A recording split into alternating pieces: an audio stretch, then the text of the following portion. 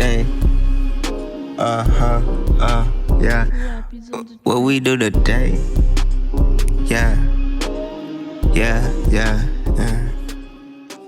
Welcome back to another episode of Road to William, y'all. Happy MLK Day, Martin Luther King Jr. Day. Okay, let's just first and foremost say that. And today we're gonna watch a few clips of Martin Luther King. But by all means, once we're done here, y'all better be watching way more than this. I remember growing up as a kid at school, they always played the same Martin Luther King movie. I mean, it was that same cartoon. Dang, you ain't got nothing else to show us. So that's why you learn from home. You learn at the crib.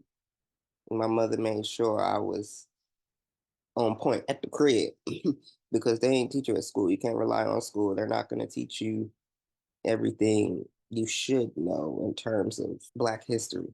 That's a quick video today, just to show my appreciation, my love, how he's paved the way, like other leaders have paved the way. I know people try and throw dirt on his name and say he's done this, he's done that. And you can't deny the fact that he created this whole movement. He had people out on the streets so we can all have equal rights as everyone else. So you can say what you want. No one's in this world without being flawed. No one, not one. And that doesn't make, you less because of that. He was still out here pushing a movement. So we about to watch this video. We're gonna get it popping, y'all. What I'm saying is this. I would like for all of us to believe in nonviolence, but I'm here to say tonight that if every Negro in the United States turns against nonviolence, I'm going to stand up as a lone voice and say this is the wrong way. I will never change in my basic idea that nonviolence is the most potent weapon available to the Negro in his struggle for freedom and justice. I think for the Negro to turn to violence would be both impractical and immoral. There is an increasingly vocal minority who disagree totally with your tactics, Dr. King. There's no doubt about that. I will agree that there is a group in the Negro community advocating violence now. I happen to feel that this group represents a numerical minority. Surveys have revealed this. The vast majority of Negroes still feel that the best way to deal with the dilemma that we face in this country is through nonviolent resistance.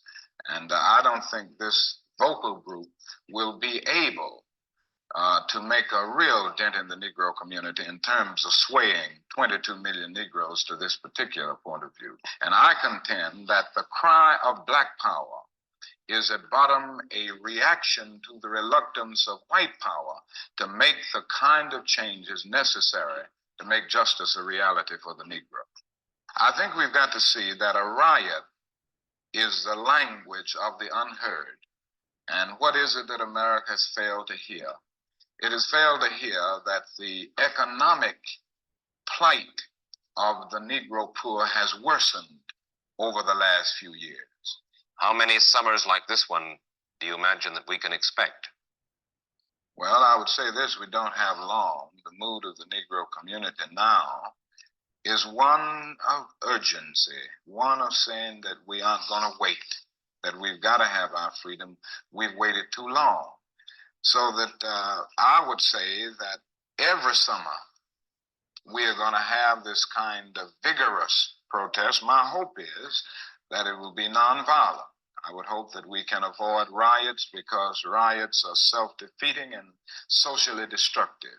I would hope that we can avoid riots, but that we will be as militant and as determined next summer and through the winter as we have been this summer. And I think the answer about how long it will take will depend on the federal government, on the city halls of our various cities, and on white America to a large extent. This is where we are at this point, and I think white America will determine how long it will be and which way we go in the future. Even Senator Jacob Javits asked the question recently, He said that he was a slum resident, but he and some of his fellow Jews were able to make it out of the ghetto on the Lower East Side. The same thing is true with lots of Irish, Italians. And he asked the question why the Negro finds it so difficult to make his way up out of the ghetto. Well, number one, no other racial group has been a slave on American soil. It's nice to say other people were down and they got up. They were not slaves on American soil. The other thing is that the Negro has had high visibility. And because of the prejudices existing in this country, his color has been against him. It's been against him, and they've used this to keep him from moving up. In the final analysis, when you say to a man that you are in this position because of your race or because of your color, you say to that man that he can never get out of it. Other racial groups have been able maybe to change the accent or change the names, but the Negro can't. I've heard that too. I've heard a bunch of stories where people always say, "Oh, my family came from here," and it's like, I'm sorry, but I'm not sorry. But if you're immigrants coming from and you could be running away, you could be, escaping like that, but you still had a choice to move. You know what I'm saying? Black people didn't have that. We weren't looked at as that. Yeah, let me try to go watch these. The voting. I was watching about the voting. Well, probably the newest development is the tremendous drive to increase the number of Negro registered voters in the South. Over the last year, more than 100,000 Negroes have been added in the South, and in a state like Georgia alone, over the last 90 days, more than 35,000 new Negro registered voters have been added. And all of the civil rights organizations have come together to work in this area. Do you think this will change the political complexion, perhaps, of the South? Yes, I think so. I think it will liberalize the political climate, and I think that we will be able to elect political leaders in the South now who will be much more reasonable on the question of racial justice. Do you anticipate continued efforts to prevent Negroes from voting despite increased registration? Yes, we still have a great deal of opposition. All types of conniving methods are still being used, such as complex literacy tests, intimidation and threats, and in some instances, economic reprisals are taken out against Negroes who seek to register and to vote. And I'm sure that the Justice Department will have to be vigilant and work with determination to end this if we are going to be successful. The Democrats apparently feel they have the Negro vote in their pocket, and the Republicans have announced they plan to make an all-out effort to win the Negro vote. What success do you anticipate the Republicans might have? I think it will depend on the sincerity of the Republican Party, and I think from now on in, Negro voters will be much more concerned about sincere deliverance rather than promises that are never implemented. And if the Republican Party will make its intentions clear and stand up on them, I'm sure that Negroes will vote the Republican ticket just as the Democratic ticket. I don't think either party can boast of having the Negro vote in its back pocket. How would you summarize the accomplishments of your Gandhi-like nonviolent technique since the Montgomery bus boycott in 55 and 56? Well, I think some very significant strides have been made over the last few years as a result of the nonviolent struggle in the South. For instance, the sit-in movement, which developed in 1960, has brought about integrated lunch counters in more than 150 cities of the South. Also, the Freedom Ride resulted in bringing about integrated transportation facilities in the South, all over the South, and with the few exceptions in Mississippi, most of the cities have complied with the ruling of the Interstate Commerce Commission. So I would say that strides have been made, and we're still making them in the nonviolent struggle. And you feel that this is the best policy to follow, is nonviolence rather than more direct action? Well, I think that nonviolence is a type of direct action, but it is not violent, and it is not a bitter reaction. And I do feel that nonviolent resistance is the most potent weapon available to oppressed people in their struggle for freedom and justice. Thank you, Reverend Martin Luther King. And no matter who you are, you could be less safe from random gun violence and irreversible climate change. That's why I believe that my generation will be defined by action, not apathy. That powerful young lady is Yolanda Renee King, the grandchild of Coretta Scott King and Dr. Martin Luther King Jr., speaking at the 60th anniversary of the March on Washington last year. At just 15 years old, King is already a trailblazer, inspiring young people to speak out on issues like gun violence, education reform, and climate change. Now she is out with her first book called We Dream a World. It's a children's book inspired by her family's incredible legacy, where she shares her vision for future generations. Yolanda Renee King, how you doing? I'm good. How are you all? I'm good. Thank you for joining us. Now, Having me. of course, you have not met your grandfather, but it seems like you are keenly aware of the legacy left behind. When did you know that you wanted to follow in those footsteps?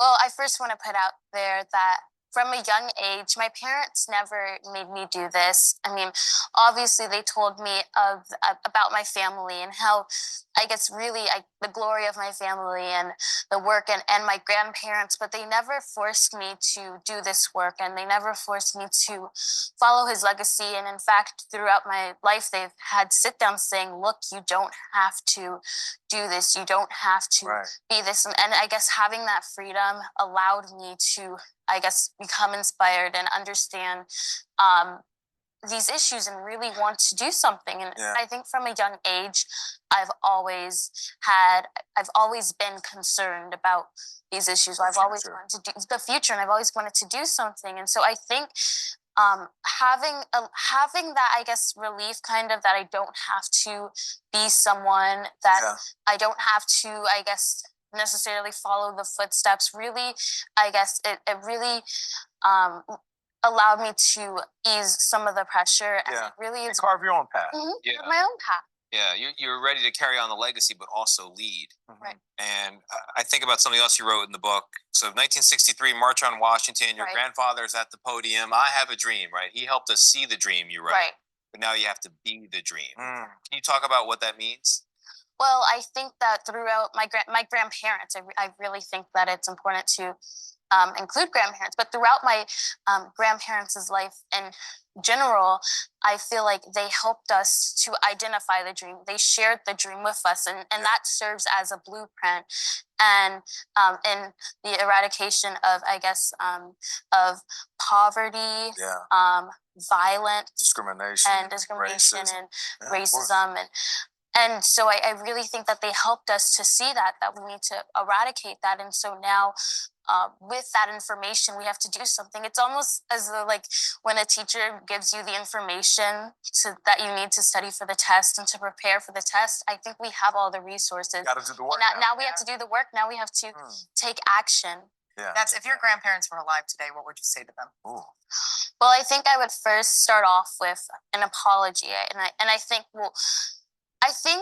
What do you mean by that? Yeah. an apology to where we are right now, as a nation and really as a world. And She said, I'm sorry the world is still trash.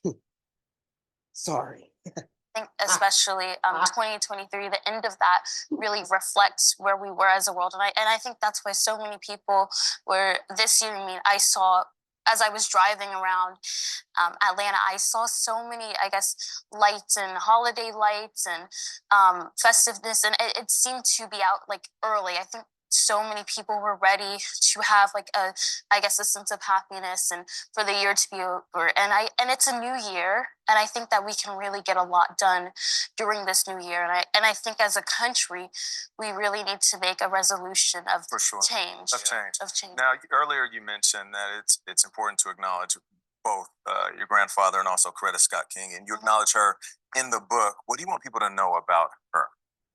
Well, I want people to, I think that a lot of times in history, people really forget about how much of a role she played in the movement and how really how influential she was.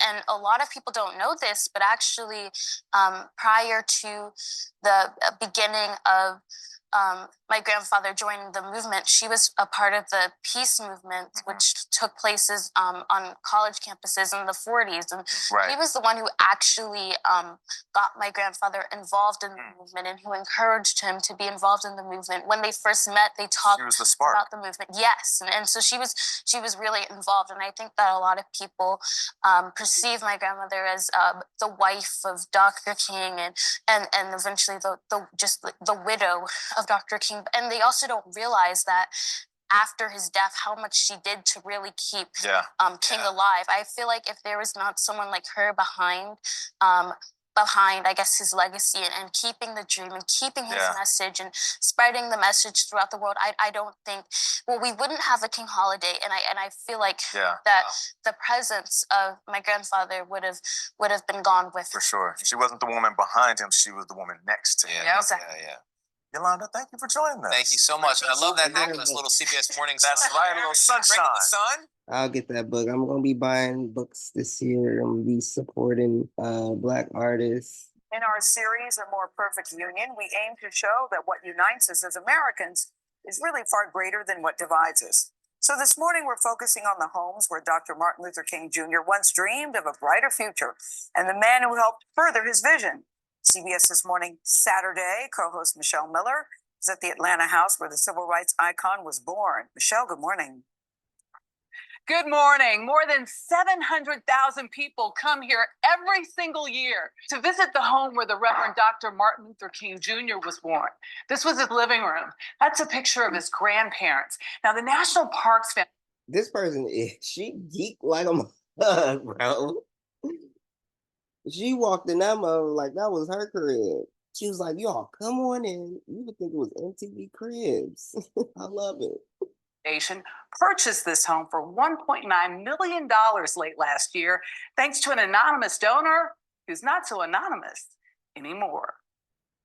Welcome to the King birth home. The descendants of the Reverend Dr. Martin Luther King Jr. have held down this homestead for generations. All the children were born in here? All the children. Now they're entrusting the birthplace of the civil rights icon to the National Park Service. This is Mr. Robert Frederick Smith. Thanks to the once anonymous donor, Robert F. Smith. This is almost a full circle moment for you. My mother, took me to the March on Washington. I was 9 months old. Of course, I don't remember any of it, but I remember the everyday of our growing up and the lessons that her and my father, brought into the home. He first toured the King home a few months ago. I'll tell you what struck me was actually the dining room table, the dynamic of family together.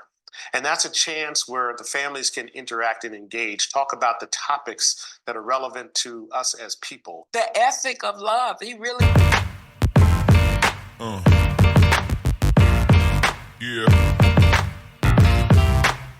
We got that here. Right? We were lucky enough to experience a rare multi-generational family reunion in that very same room, albeit with museum prop cuisine. Everybody sat at dinner every night?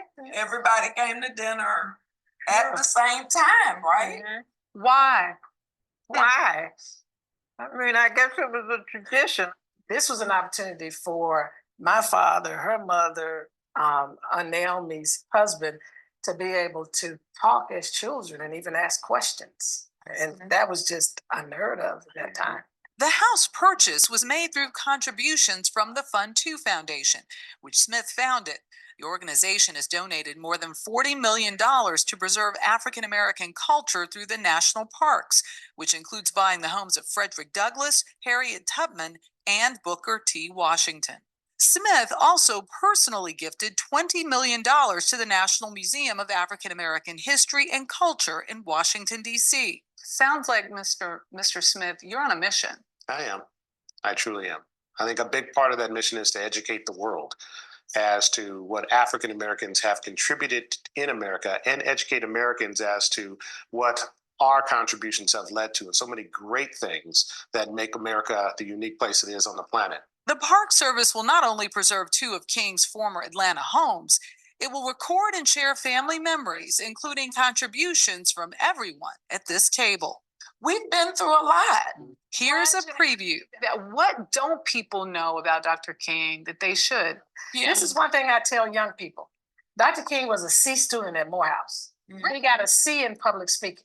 He got a C in preaching at Crozier. Mhm. It tells you that you don't allow grades and people's judgments even to define who you are and what you're going to contribute to this world. And he just continued to push forward and did not let it discourage him. This is a demonstration of progress that is definitely being made. He really was not puffed up, right? He wasn't socially awkward, right? He was unpretentious, honest, and plain. I think that they will, and the family will find a wonderful, opportunity as we finish what I call the digitization efforts to experience their life. Though the King family agree handing over their ancestral home was the right thing to do, actually doing it wasn't an easy decision. It took me a minute, right? Because we were raised to understand ownership. I was. Mm-hmm. So I had to get in my head, wait a minute, this is not how we need to expend our energy. Mm-hmm. Because I was initially like, no, I don't want to sell my mother's home. When you think about what Mr. Robert Smith has done, what does that mean to you in putting your old family home back together? To me, it means it won't be lost. I mean, the tangible property is important. It will always be important. But it's also important that more and more people know the true stories. This week marks the 50th anniversary of the assassination of Dr. Martin Luther King Jr. A new CBS News poll out just this morning shows 53% of Americans believe only some of Dr. King's goals have been achieved. We'll examine Dr. King's legacy all this week, but we'll begin today with remembering Martin Luther King Jr., the father. Only on CBS, Michelle Miller spoke with his children for their first joint interview in 12 years. Michelle is in Birmingham, Alabama, where King led some of his most successful nonviolent protests against racial inequality back in 1963. Michelle, good morning. Good morning. Well, Dr. Martin Luther King Jr. was both a pastor and a father of 4 young children during those protests to liberate Birmingham. Martin III, Dexter, and Bernice were just 10, 7, and 5 years old when their father died 5 years later. But the trauma of April 4th, 1968 still haunts them. Martin and I were watching television, and even to this day, when I see a breaking news flash, I have PTSD, and you see your father being shot on television. That's very, very traumatic. Dr. Martin Luther King, the apostle of nonviolence in the civil rights movement, has been shot to death in Memphis, Tennessee. I remember us going back to Mother and Dad's room to get an explanation from her. I don't know that she said your daddy has been shot. What I remember her saying was, your dad has gone home to live with God. Have you grieved in the way that we all grieve the loss of a loved one? All of us, to an extent, have not fully had the chance to grieve. I modeled my mom. Our mom was so stoic, and she held everything together for all of us to be strong. But as a child, when you emulate that, in a real sense, you're holding in your emotions. Have you let go? I'm still working on it. It's almost a lifelong process. My first real moment was on a retreat with our youth. How old were you? I was 16, laid out over a bed for 2 hours. I kept saying, why? Why? Like, why did you leave me? Why? Why did you, take him? Did you blame anyone? I was angry with God because I felt he could have stopped it. I was angry at my father, for leaving me. I was angry at white people because I felt like they were responsible. And I didn't know at the time whether I was angry at my mother and me. eventually I realized I had anger at everybody. I want to show you something. Mike Wallace, Wallace, yeah. sitting down with your family the Christmas after the assassination of your father. Do you ever have any difficulties because you are Martin Luther King? Sometimes I have difficulties. One time, not too long ago, a boy was teasing me about my name. He said something that wasn't too good. Now, this little girl, her name is Bunny, and what do you want for Christmas, Bunny? A bicycle. What did that bring back to you watching that interview? Every time I see something out of our childhood, I kind of long for that time period where we don't have to have so much responsibility. You were very close. Yeah, as kids, we were, yeah. Are you in a good place now? Was there a rift? I don't think that I can recall that there was a time that we got to the place where we never spoke to each other. I think publicly you have to be allowed to work through and navigate through your challenges. Did you have to lose your father for the nation and the world to appreciate him the way they do today? I had to do it all over again. Would I want my dad here?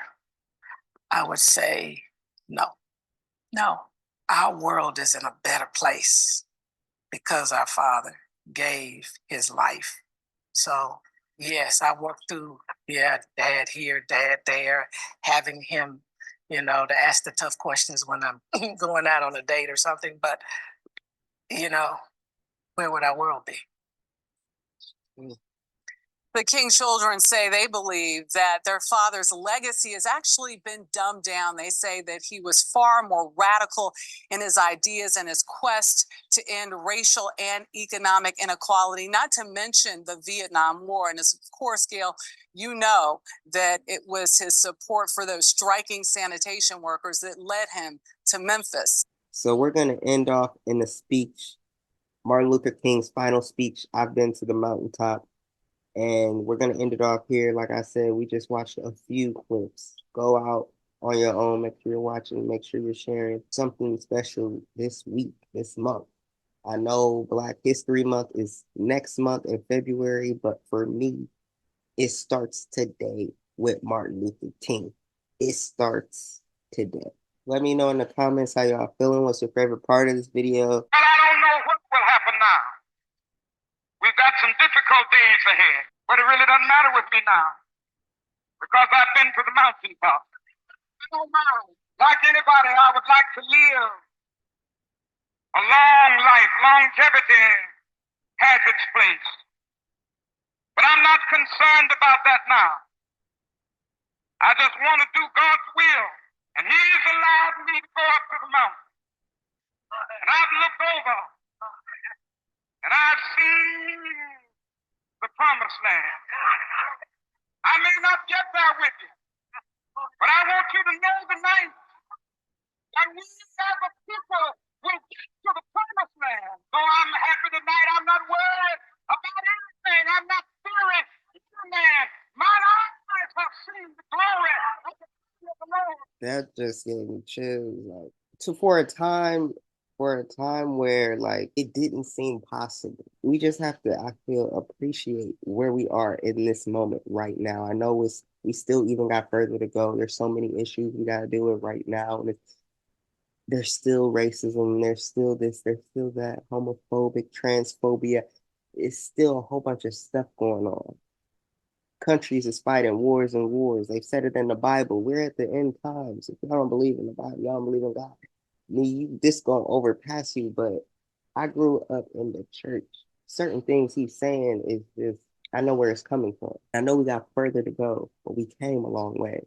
And I just want to appreciate how far we came as just Black people, as a people as a whole. Black people had to change in order for others around us to change, because everybody else was going with the flow. It took Black people to let people know, like, hey, we exist. And like he said earlier, like our skin, it'll always be against us, because just off the skin color, you getting judged. And if you're not, you won't get it ever. You won't ever get it. That's why when people say, oh, I can't say the N-word, why do you want to say a word that was meant to attack us. You weren't getting attacked with that word. This is non-Black people. You want to say the word. And I'm not saying you was a percentage of a Black, and you was this, you have, no. People who ain't Black at all want to say it. We took that word. That's our word. People want to know why others can't say it. Well, it ain't your word. Take something y'all got that was against y'all people and switch it, and y'all say it. Why it gotta be this? Why it gotta be ours? We Black people took a word that was meant to degrade us and to make us feel shame, like people do today when somebody calls someone gay. Oh, you gay. Oh, you this, you that. You a. It ain't for y'all to say.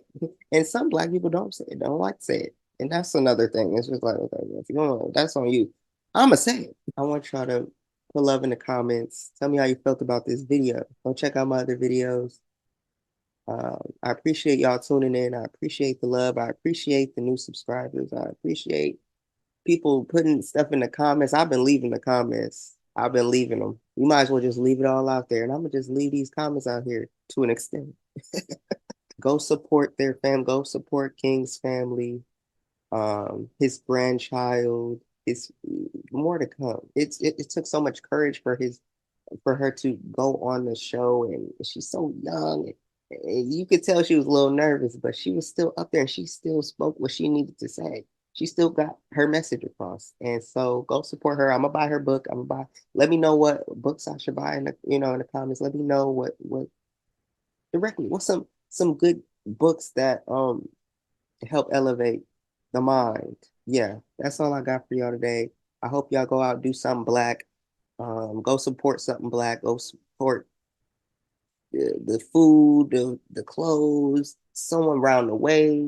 You see a Black person on the side of the road, ask for money, give them money, give them food. They gonna get their own food. Okay, that's a whole nother topic. But support somebody of color just because of their skin. Because people judge and treat people wrong just because the color of their skin. So go out today and just be a great human being. Can y'all do that? Can we do that? All right. I'm out. Peace. Love.